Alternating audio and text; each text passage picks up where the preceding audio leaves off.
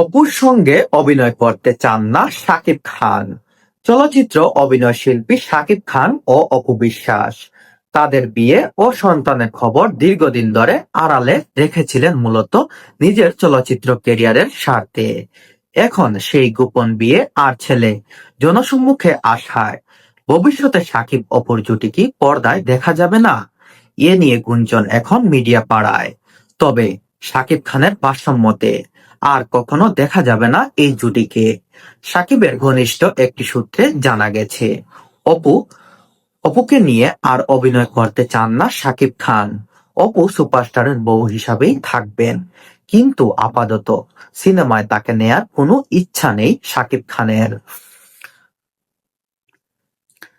গতকাল ইন্ডিপেন্ডেন্ট টেলিভিশনের সাক্ষাৎকারে সাকিব এই তথ্যের প্রতি ইঙ্গিত দিয়েছেন।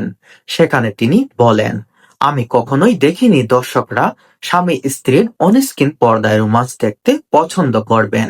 আমার ক্ষেত্রেও এমনটা হবে। তাই অপুর সঙ্গে নতুন করে আর কোনো ছবিতে আমাকে দেখা যাবে না। অপুর সঙ্গে জুটি বেঁধে আর ছবি করা হচ্ছে না। অপুর বোকামির কারণেই এমনটা হয়েছে। টিভির সেই সাক্ষাৎকারে এক পর্যায়ে উপস্থাপিকা শাকিব খানকে শাকিব খান এবং অপু বিশ্বাসের জুটি পর্দায় দেখতে চায় বলে তিনি বলেন।